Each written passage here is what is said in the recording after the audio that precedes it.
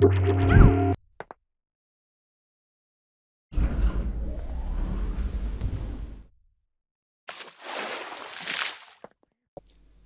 of the new motion control methods that's been added in the Lightwave 11 series, specifically in version 11.6, is this fella, spline control. Spline control is very similar to things like Meyer's Spline IK. It basically allows us to take a spline item and attach other items to it so that they follow along. Pretty simple, but best served by example, and there's certainly a number of little things that you can do with it, so we'll explore those now. First of all, let's understand where these splines come from. You don't bring them in from Modeler, there's no draw spline tool, rather you build them out of nulls. So to start with, I'm just going to add a null here. I'll just call it my spline, it can be called anything. And I'm then going to add some additional nulls which will become the control points of our spline. So 1, 2, 3 and 4 I'll call them. I'll give these a little bit of colour just to make them nice and obvious here. And the first thing to know is that you create a spline by creating a master controller, which here is the my spline,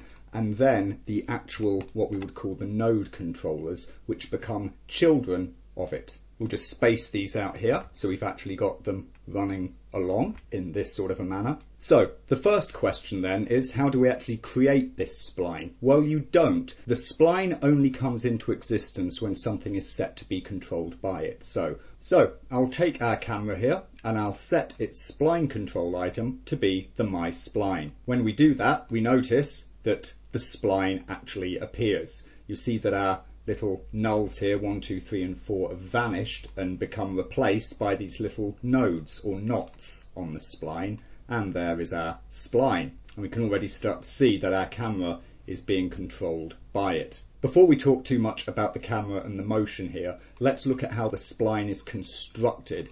You see that we have, of course, these 4 control points, these 4 knots in order there. And this is what makes the spline ordered. You'll remember back in the Foundations video we talked about the scene editor here and how you have parenting but you also have ordering depending on the order in which the items are listed. This ordering is important in the spline control as it determines the order of the knots. You'll see that if I move 4, say, somewhere here, the spline has now gone a bit wonky. You see, that has now become the second control point of the spline. Whereas, of course, if we put it back down here at the end, boom, it is back to being the last control point of the spline. What you'll also be sure not to want to do is to parent these to one another. That will not work. Notice there I parent control item number 3 off to the second null item there, and whilst item 3 is still a spline control knot,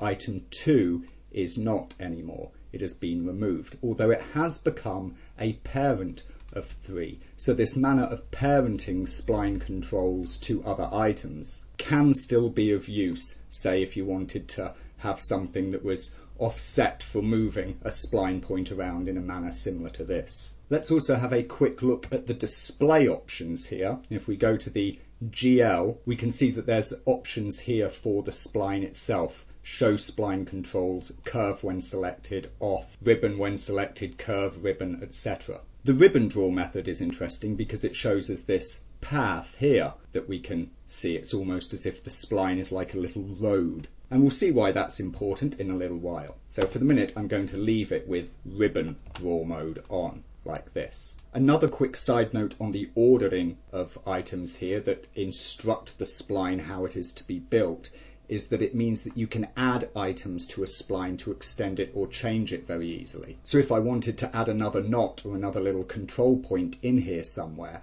I don't have to parent into a chain of items and then go around repositioning all of these other ones to get the same curve beyond that point. I can just add another null, in this case called 5, stick it into the hierarchy here, either at the end, and you see I get another point out here, so I can extend my spline like that, or if I were wanting it somewhere else, I could of course have it at that point like that, allowing me to put another little piece into the spline along the midway, simply by putting it in the ordered place where I need it. Now, how to animate things along our spline. If we go back to the controllers and limits on our camera item, or whichever item here, we can see that we have controllers for the rotation and position, which are of course spline control in the same way as we would have set same as item, IK or whatever else. You can of course in this way set spline control to only work on certain channels. Sometimes that's advantageous, sometimes it can be a little wonky, mostly with position. We'll see that shortly. So how does positioning on the spline work?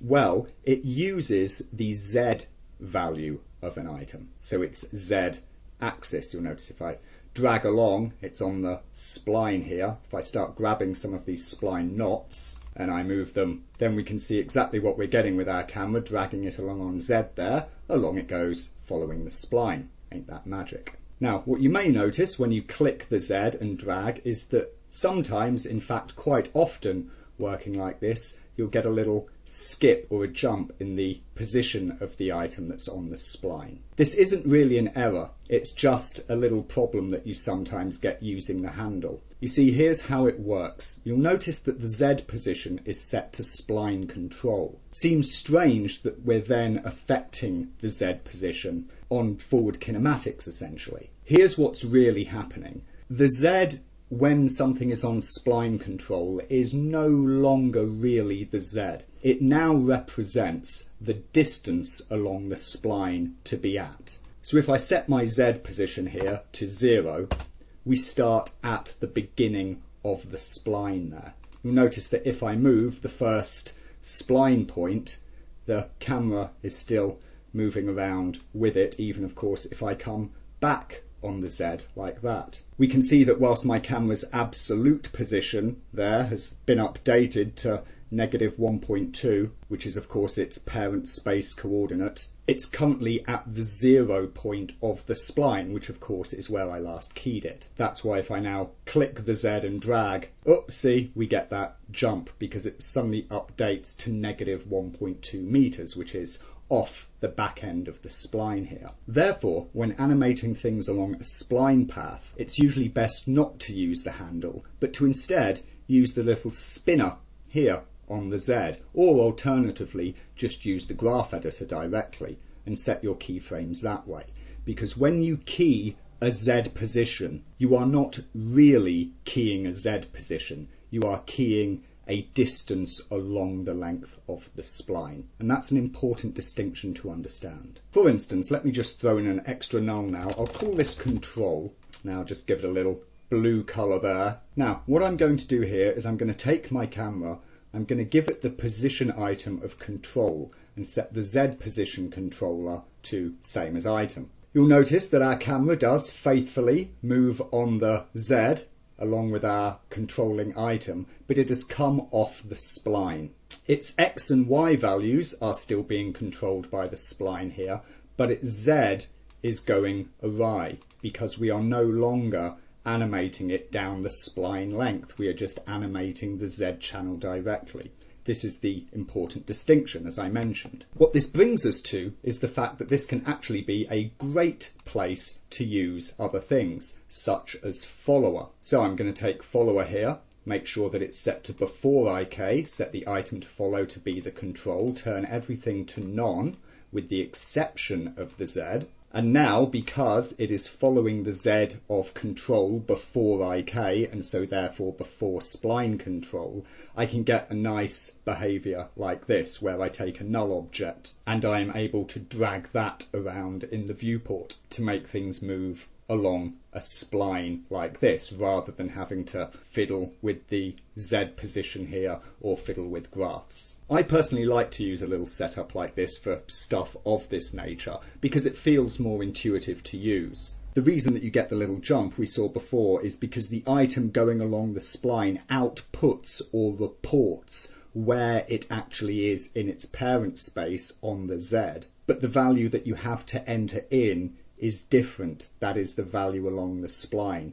And so if you key things off wrong, that can cause you little problems and errors. So having something set up like this, which basically works outside of the spline control system, can help you immensely in having things work intuitively, and to also cause you to not have little hiccups whilst you're doing your animation that you then have to go back and correct and so on. Now, that's position. There is, of course, also rotation control on the spline, and we can see this is happening already as I'm dragging along. We notice that my camera there is following, it's essentially aligning itself to the path of the spline. Of course, at the moment that is coming off of the heading channel, but it will also work for the other channels. That's why you'll notice that if I bring this node up here, you see that our camera now points itself uphill. It still sticks itself and aligns itself to the spline quite nicely. This is why the ribbon mode display is nice. It gives you this idea of something being stuck on a road.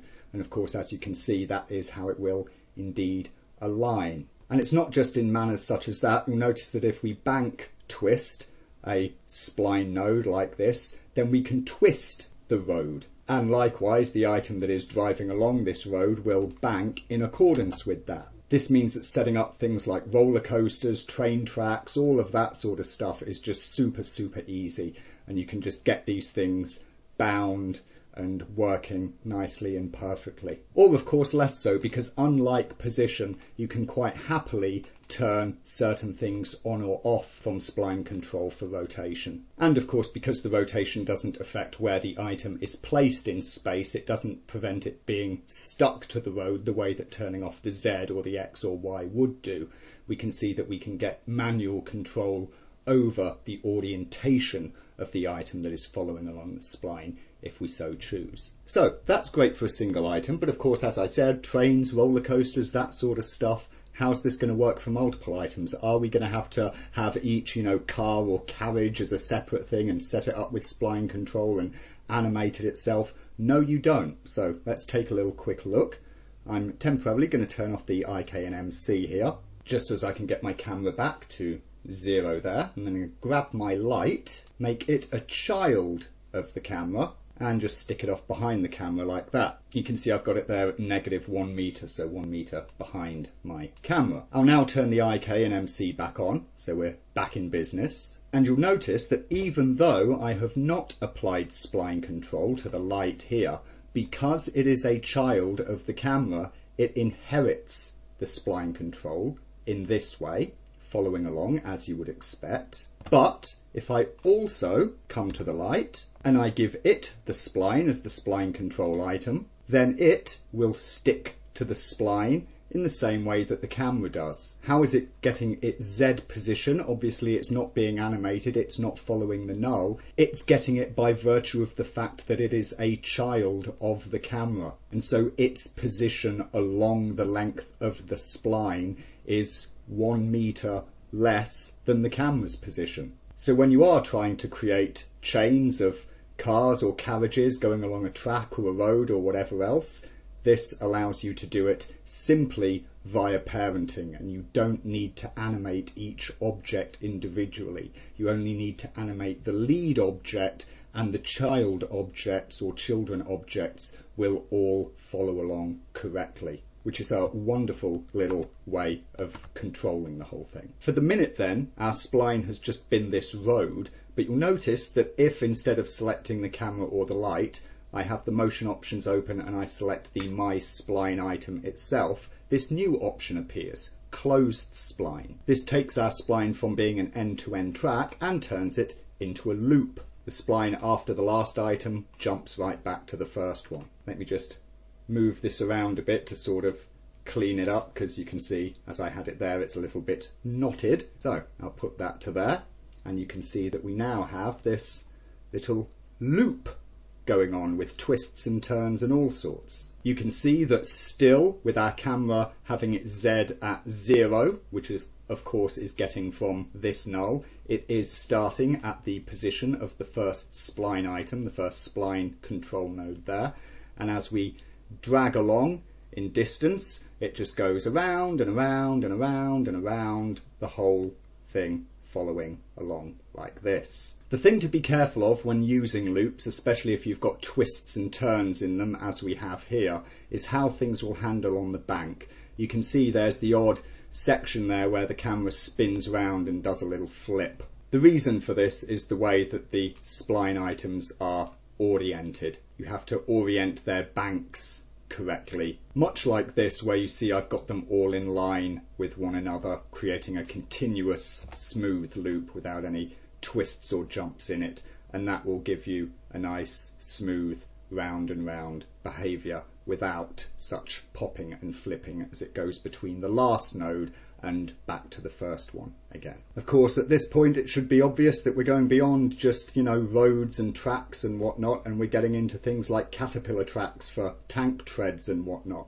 You can do all of that with spline control in this sort of a fashion. The other thing worth noting is what happens with bones, which are a special case for spline control. If I take a few bones there and I set all of those to the my spline, what you see you get in this instance is that rather than aligning to spline in the same way that an object does or an item does, a null, a camera or whatever, they align as a root to tip.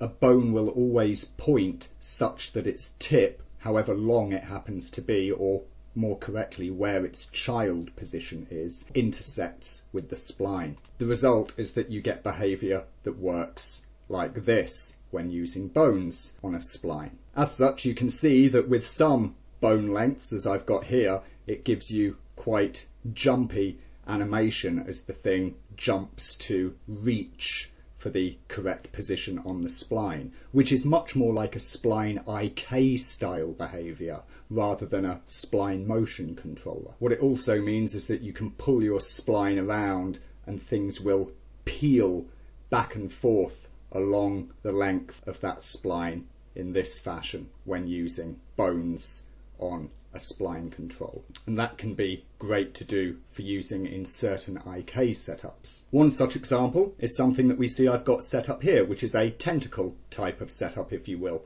Could be a tentacle or a tail or anything else. Now we can treat this like a special case for how to use the spline control method, because of course you'll recall that the control nulls of the spline itself can't be parented to one another, so you can't get that chain-like FK motion going on. Notice what I've done here.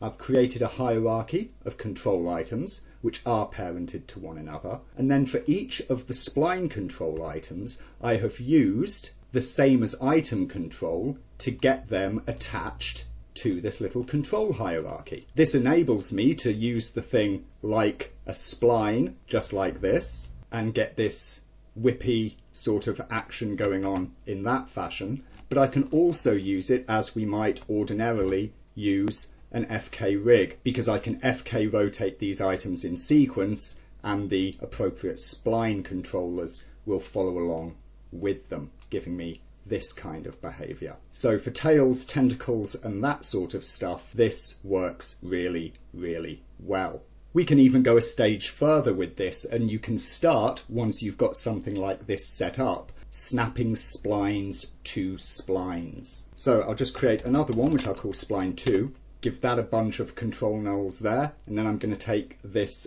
first item of my FK chain here, and guess what? Come over to its motion options and apply the spline control as spline 2, as well of course as the other items on the FK chain there, and then by grabbing the first one I can move that along the spline, and so I've got a chain of FK items here which are running on a spline. There is another spline constrained to those FK items, and then these bones are of course working off of that first spline like that. So working like this, you can start to double up your splines, build splines on splines on splines. This wonderful tool just keeps on giving, however. There's plenty more cool stuff that it has to offer. So once again, here we have a spline with a bunch of bones on it, and we can just manipulate it like that, of course. And as we see, when we move the first bone along there, the others sort of snake off along the trail like this. However, check this out. If we select all of the bones here and we pop over the motion options, then of course we see that we have this option, spline fit. At the minute, it's set to linear distance. And this is the standard mode we've seen, where you animate a Z value for how far along a spline something is. Of course, if you've got a hierarchy, as we have here with the bones, they all carry along. However, you can also fit to spline. In this case, we take the items and they get fitted along the length of the spline. So you'll notice that if I take the first item here and I start animating its Z value up and down, you'll see that the item at the end of the chain there stays in place, and I can compress and, stretch this hierarchy out. In this case, the parent positions, or the parent relative positions of each child item in the chain, are being updated to help the chain fit along the spline between its end point and whatever value along the spline I have the first item. You'll notice, of course, that I did that for all items. You can toggle this per item, so if I set that middle one there back to linear distance, then you see it maintains its regular distance from its parent like that, and that becomes an offset in the spline fitting behaviour in this manner. That may have casual use from time to time, but the majority of the time you would have it on all items like this. And in a case like this, it effectively turns the spline even more like an IK system, because of course the end item is fixed, just as you would fix the end item of an IK chain to, a goal position or similar. Of course, you will remember, I hope, the things that we talked about both back in the space video and which we also re-referenced in the IK video, when you've got a chain of items that you want to be able to stretch and squash, and how you don't want to use scale on the items because the scale is inherited parent to child all the way down the chain, and you generally, when you're doing, stretchy IK, you tend to use position instead. This is pretty much analogous to that. It allows you to effectively build a stretchy chain on a spline in a very similar way to that which we did with, stretchy IK, except of course, spline method rather than direct IK method. There is also other cool stuff that we can do with the spline control, and for this example I've just got, 3 little spline items there, so it's forming just a very basic curve or line, and a set of little boxes because they help to demonstrate this nice and easily. What I can also use spline control for, or rather exploit it for, is to help me create distributed twist, because of course we can align the banks of items to the spline. Getting distributed twist down a hierarchy, a chain, whether that be bones or objects or anything else, can be, tricksy in Lightwave at times. Spline control makes this a snap. What I can even do is take something like my second mid control null here. I can give it the rotation item of the end null there, of course set its bank to same as item and multiply it by half, and that of course allows me to distribute twist all the way down the chain in this fashion. Couple that with fit to spline and we can get a squashy, stretchy distribution of twist down a spline area, just like this, enabling some really fun and funky effects to work that way. This of course is, great for doing trains or of course roller coasters, where as something goes round a loop, of course each carriage is distributing the twist along. But of course if you think about it, this stretchy behaviour combined with distributed twist, you do this on bones, and with a very little amount of thought, it's not hard to see how you can start turning this into ribbon style IK to produce bendy, flexy limbs on cartoon characters, which will maintain nice IK style stretching as well as IK style twisting. There you have it, spline control. Very versatile little control method available to us that we can use with all sorts of items, be they objects, bones, joints or so on, and of course allowing us to rig up anything from trains to tentacles to tails and the like.